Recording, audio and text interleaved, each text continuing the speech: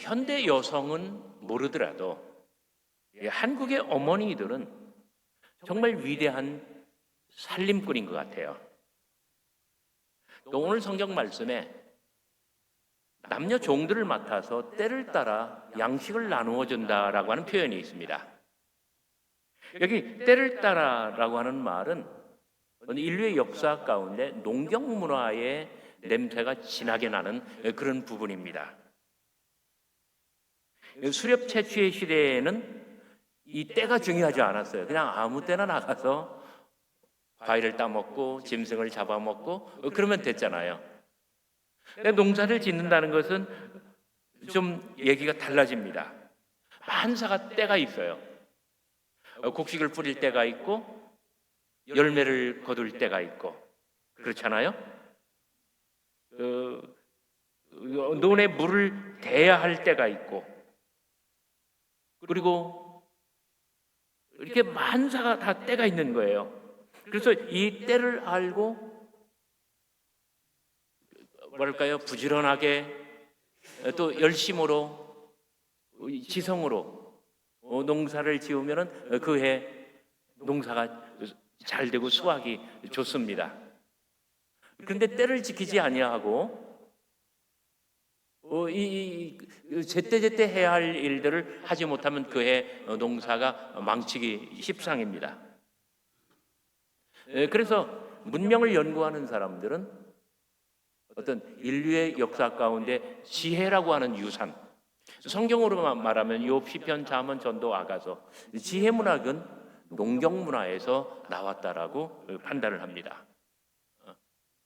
이때 시간을 잘 알고 지켜서 그대로 행하여 농사를 잘 짓는 사람은 잉여 생산을 이룹니다. 자기가 먹고 사는 것 이상으로 재화를 벌어들인다는 이야기예요. 그렇지 못한 사람들은 부족하니까 어떻게 해야 돼요? 곡식을 빌려야 돼요.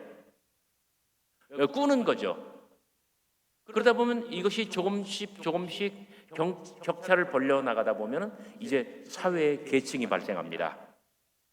종이 생기고 그다음에 노예가 생기고 사회 계층이 분화돼요.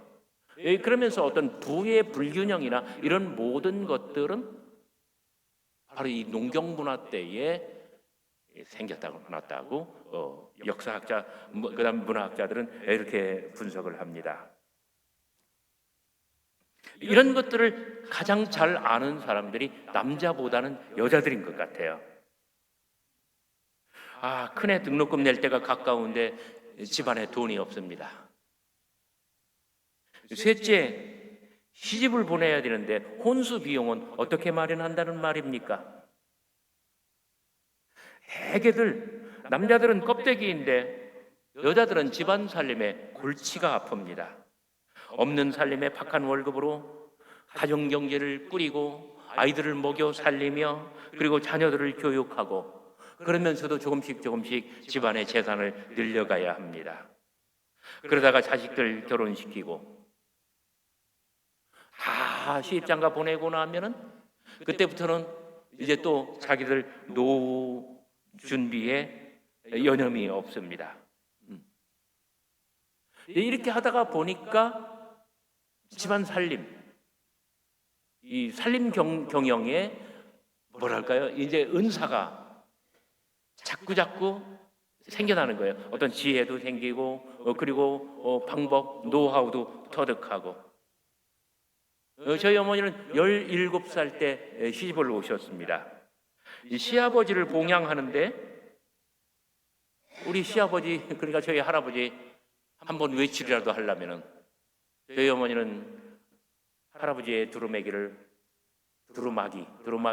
다 해체해서 소음을 꺼내고 그리고 쌀인문 열고 계단 7칸 내려가 거기 음습한 우물가에 가서 그걸 비누도 없는데 그걸 빨고 그리고 널었다가 마르면 그걸 다림질을 하고 다시 다 바느질을 해서 옷을 만듭니다. 그리고 저희 할아버지 그 옷 입고 폼나게 장에 나가십니다. 장 구경도 하고 사람도 만나고 막걸리도 한잔 하고, 그러면은 저녁 때쯤 되면 할아버지가 어디 누워 계시다라는 말이 들려와요. 길바닥에 누워 계시는 거예요. 그러면 제 어머니는 애들 시켜서, 애들이 누구예요? 저예요. 저하고 형들이에요. 어디 가면은 할아버지 큰 대자로 누워 계시니 잘 모시고 들어오너라. 모시고 들어오면은 할아버지는 몸은 떡이 돼 있고 옷은 걸레가 되어 있습니다. 그러면 그 옷도 다시 다 해체해가지고 다시 빨고 널고 말리고, 그리고 다시 다 바느질 해가지고 다시 옷을 만들어내요. 이런 일을 수도 없이 많이 하시다 보니까 어느덧 어머니는 재봉틀의 전문가가 되시는 거예요. 아무도 알아주지 않는 전문가가 되시는 거예요. 저희 어머니는 제가 역사 기록을, 집안의 모든 것들을, 자료를 다 찾아보니까 15살 때 처음으로 자수를 놓기 시작하셨어요. 1943년이에요. 그래가지고 이사를 가는데 자수를 완성하지 못하고 그 자수를 그대로 가지고 가십니다. 이번 설날 아침에 제가 여쭤보니까 98세 되신 어머니가 말씀하십니다. 이사 다 했다고 자수 바로 놓는 거 아니요. 조금 이삿짐 많이 정리하고 또 생각이 나서 자수를 완성하다 보니까 17살이 되고 시집을 오셨다는 거예요. 지금 그 자수를 어머니 댁 문갑 위에 잘 모셔놓고 있는데, 지금 제가 봐도 우리 어머님 작가님이십니다. 어머니, 어떻게 이 아름다운 자수를 정말 세련되게, 아주 최고의 디자인, 이 색상 조화, 정말 이 균형 감각, 구도, 어떻게 이걸 하셨어요? 자수는 그냥 놓는 거 아니요. 본이라는 게 있어. 본.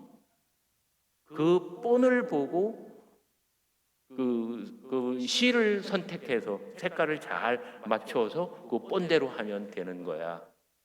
저희 98세 어머니 아주 정확하게 말씀을 하시더라고요. 어머니는 그래서 이 바느질에 이제 아무도 알아주지 아니하는 전문가가 되셨습니다. 애들은 크는데 옷 사줄 돈은 없습니다. 그러면 어머니는 시장에 나가십니다.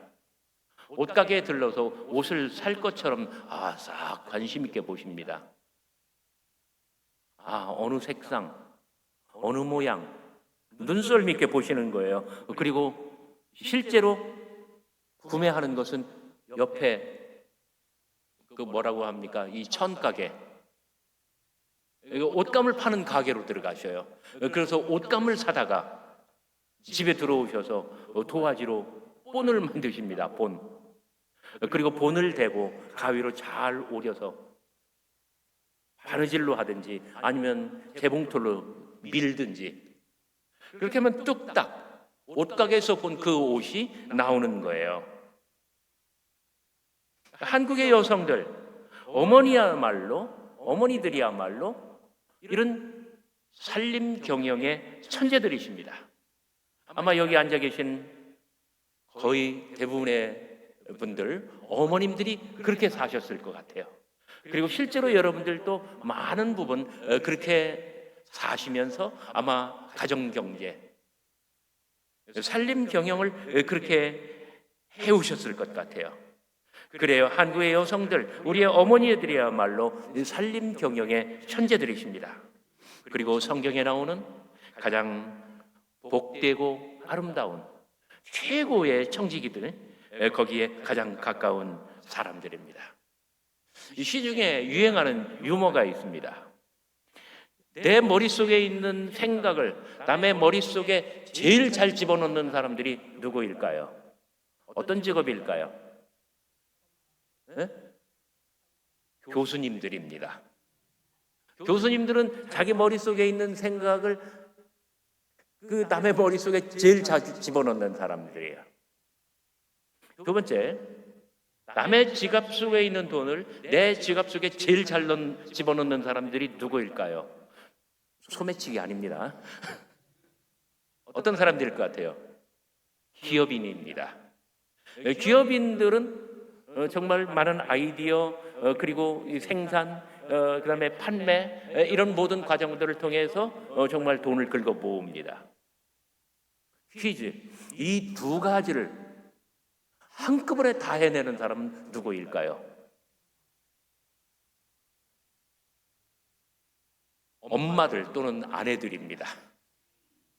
자기의 생각을 남편의 머릿속에 잘 집어넣고 자식들의 머릿속에 다 집어넣어요. 그러니까 남자들은 껍데기라고 했잖아요. 그러니까 집안에서 여자들이 다 하고 나니까 남자들은 여자들 말을 안 들으면 집에서 국물도 없어요. 그러니까 말을 듣는 수밖에 없어요. 그리고 이 한국의 엄마들, 여성들, 제가 이야기를 했습니다마는 이 살림경의 천재들이잖아요. 그러니까 모든 것들을 다 해내는 거예요. 그래요. 이 한국의 여성들, 우리의 어머니들은 이 모든 것들을 다 해내는, 정말 이 사자성어로 일타쌍피라고 합니다. 이 모든 것들을 다 해내는 사람들이에요. 여성들의 어떤 이런 풍부한 경험, 잠재력, 나는 우리 교회에도 이런 어떤 저력이 아주 충분히 많이 축적되어 있다고 생각합니다.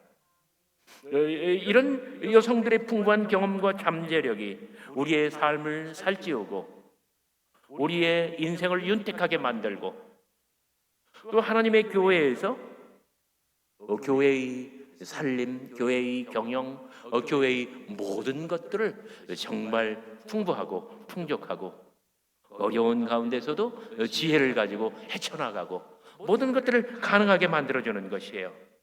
오늘 본문에서 칭찬받는 청지기는 적어도 몇 가지 덕목을 보여주고 있습니다. 가장 중요한 것은 충성심입니다. 그런 청지기는 주인이 곧 오시리라고 생각합니다. 아니, 주인이 아직 안 오셨어도 지금 옆에 계시다고 생각을 합니다. 여러분, 오늘 본문 바로 앞에 있는 성경 말씀 한번 보시기 바랍니다. 누가복음 12장 35절입니다. 누가복음 12장 35절 37절까지 제가 읽을 테니 38절까지 제가 읽을 때 그 작은 소리로 한번 따라 읽어 주시기 바랍니다. 허리에 띠를 띠고 등불을 켜고 서 있으라. 너희는 마치 그 주인이 혼인집에서 돌아와 문을 두드리면 곧 열어주려고 기다리는 사람과 같이 되라. 주인이 와서 깨어있는 것을 보면 그 종들은 복이 있으리로다. 내가 진실로 너희에게 이르노니 주인이 띠를 띠고 그 종들을 자리에 앉히고 나와 수종들리라. 주인이 혹 2경에나 혹 3경에 이르러서도 종들이 그같이 하고 있는 것을 보면 그 종들은 복이 있도다. 기다리는 종, 정말 언제 주인이 돌아오실지 늘 깨어 근신하며 기다리고 있는 거예요. 준비되어 있는 모습으로 있는 거예요. 그래서 허리에 띠를 띠고 등불을 켜고 주인을 맞을 준비를 하고 있는 거예요. 이런 청지기들은 잠에 빠져 있질 않고, 그리고 자기의 직무를 유기하지 않고 자기의 맡은 바 소임을 다하기 위해서 최선의 노력을 다하는데 언제나 준비된 모습으로 있다는 거예요. 그래요. 그는 주인이 돌아오기를 기다립니다. 아니, 주인이 지금 돌아오셔서 내 곁에 계신 것처럼 완전히 주인의 뜻을 따라 행동합니다. 바로 여기서 그 유명한 청지기직이라고 하는 개념이 발생합니다. 성서 원어로는 오이코노미아 이렇게 말을 합니다. 오이코노미아, 오이코스라고 하는 말에서 나왔는데 집이라는 뜻입니다. 오이코노미아, 가정경제예요. 영어 이코노믹스라고 하는 말이 여기서 발생했어요. 그래서 오이코스, 오이코노미아, 이코노믹스, 이것은 나중에 한 집일 뿐만 아니라 우리가 살고 있는 지구 전체 그리고 우주 전체를 일컫는 말이 돼요. 오이코노미아는 하나님께서 세계를 운영해 나가시는 경륜, 섭리라는 말입니다.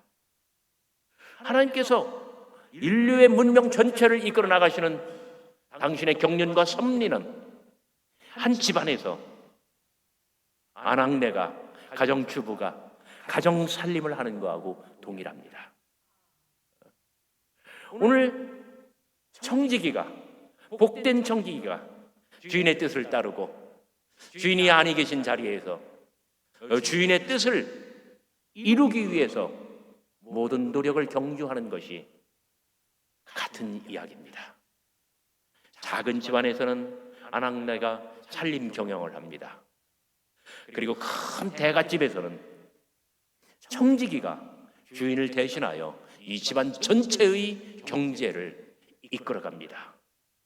그리고 모든 집들, 모든 대갓집들, 모든 기업들 전체를 다 아울러 우리 하나님께서는 인류의 역사를, 인류의 문명을 당신의 경륜과 섭리에 따라 운영해 가십니다. 이 세 가지는 본질상 동일하다는 뜻입니다. 오늘 본문에서 지혜롭고 진실된 청지기의 살림 경영이란 언제나 주인의 뜻에 따르고 주인의 뜻에 맞게 하고 주인의 뜻을 이뤄내기 위함입니다. 웬들 윌키어라고 하는 사람이 미국의 백악관을 방문하게 되었습니다. 루즈벨트 대통령을 만나서 질문합니다. 대통령님, 저렇게 허약하고 무력한 해리 홉킨스, 정말 누가 봐더라도 헬렐레하고 비리비리하고 정말 팔푼이 같이 생겼는데 왜 저 사람을 가장 가까이에 측근으로 거느리고 계십니까? 루즈벨트 대통령이 이렇게 말을 합니다. 미스터 윌키에, 월터 윌키에 씨, 웬들 윌키에 씨 이렇게 부르면서 말해요. 바로 저 문을 통해서 이 방에 수도 없이 많은 사람들이 나를 찾아옵니다. 저 문을 통해서 들어오는 모든 사람들은 한결같이 나에게 무언가 해달라고 요구하기만 합니다. 그런데 여기 저렇게 좀 팔푼이 같이 생긴 해리 홉킨스는 나한테 뭘 해달라고 하는 것이 아니라 내가 오늘은 뭘 해드릴까요? 하고 늘 나한테 물으며 그렇게 산다는 거예요. 그러니 다른 모든 사람을 제쳐두고 내가 저 사람을 가까이 할 수밖에 없지 않겠습니까? 이것이 바로 내가 저 사람을 곁에 두는 이유랍니다. 그래요. 가장 아름답고 복되고 칭찬받을 청지기는 자신을 위해서가 아니라 주인을 위해서 일합니다. 자신의 이익과 자신의 뜻을 추구하지 않고 주인의 이익과 주인의 뜻을 추구합니다. 이를 위해서 그는 주인을 대신하여 집안 전체를 통솔하고 집안 살림 전체를 경영하며 그리고 이 집안이 가장 풍요롭고 가장 복되고 가장 아름다운 가정이 그런 대갓집이 될 수 있도록 그렇게 주인을 도와주는 것입니다. 주인에게 그 집 종들을 맡아서 때를 따라 양식을 나눠줄 자가 누구냐? 그런 지혜 있고 진실된 청지기가 누구냐? 이런 청지기의 또 다른 하나의 특성은 자율성과 자발성입니다. 복된 청지기는 모든 일을 스스로 알아서 처리합니다. 시켜서 하는 것이 아니라 알아서 하는 거예요. 자발적으로 하는 거예요. 주인이 없을 때 그는 주인을 대신해야만 합니다. 누군가 주인에게 아주 비판적으로 질문을 할 건데 이 사람이 앞에서 대신 막아주고 답을 해주고 어쩌면 그렇게 주인의 마음에 쏙 들게 그렇게 하는지 그러면서도 이런 사람들은 겸손하게 행동합니다.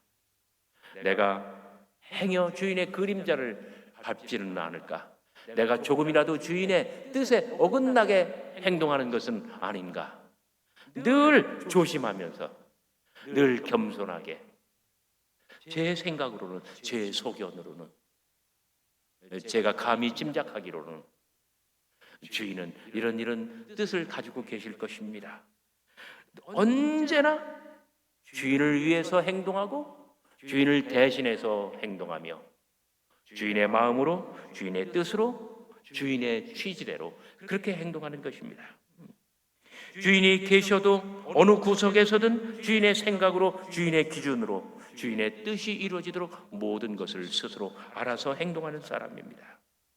이런 청지기는 집안의 질서와 집안의 전통과 집안의 모든 중요한 것들을 소중히 여기며 이러한 모든 것들을 해치지 아니하도록 이 집안의 좋은 내력과 전통, 이 집안의 장점, 이 집안의 모든 좋은 것들을 더욱더 세워나가기 위해서 최선을 다합니다. 그런 주인에게 종들을 맡아서 종들을 다스릴 뿐만 아니라 집안 경제, 이 살림 경영이 일어나도록 정말 땀 흘려 일을 합니다. 이런 청지기가 발휘하는 또 다른 하나의 특성은 효율성입니다. 때를 따라 양식을 나눠준다. 어렸을 때 일꾼들 불러가지고 밭농사도 짓고 또 광도 짓고 할 때 보면은 아침 10시쯤 되면은 새참이 나가요. 점심 때는 점심이 나가고요. 그리고 오후 서너 시 되면 또 새참이 또 나가요. 하루 종일 일을 할 수 있도록 그렇게 만들어 나가요. 건물을 하나 가지고 있는데 일꾼을 불러봐요. 우리 교회에 그런 분들 많이 계시죠. 일꾼을 불러보는데 와서 1시간, 2시간 일하고 하루품 짝을 다 받아가요. 그것도 혼자가 아니라 2명, 3명, 여러 명 있어요. 아마 여러분들이 훨씬 더 전문가일 거예요. 어떻게 정말 효율적으로 일한 만큼 삭을 주느냐, 아니면은 삭세, 아깝지 않은 그러한 노동을 그 사람들에게서 창출해내느냐. 가장 지혜롭고 그리고 복된 청지기는 이런 모든 것들을 다 해나가는 거예요. 이런 것을 가리켜서 우리는 지혜라고 이야기를 합니다. 자, 어려운 살림 경영, 머리를 짜내야 합니다. 그리고 여러 가지 합법적인 합당한 수단과 방법을 찾아내야만 합니다. 그러다 보니까 지혜가 생기고 어떤 요령과 방법이 터득되고 그러면서 문제를 해결하고, 제가 일찍이 이 모든 것들은 이 농경문화의 산물이라고 말씀을 드렸잖아요. 만사가 때가 있습니다. 최악의 상황에서도 최적의 해결책으로 만사를 해결해내는 능력입니다. 우리는 이런 지혜를 달라고 하나님 앞에 간구해야 될 것 같아요.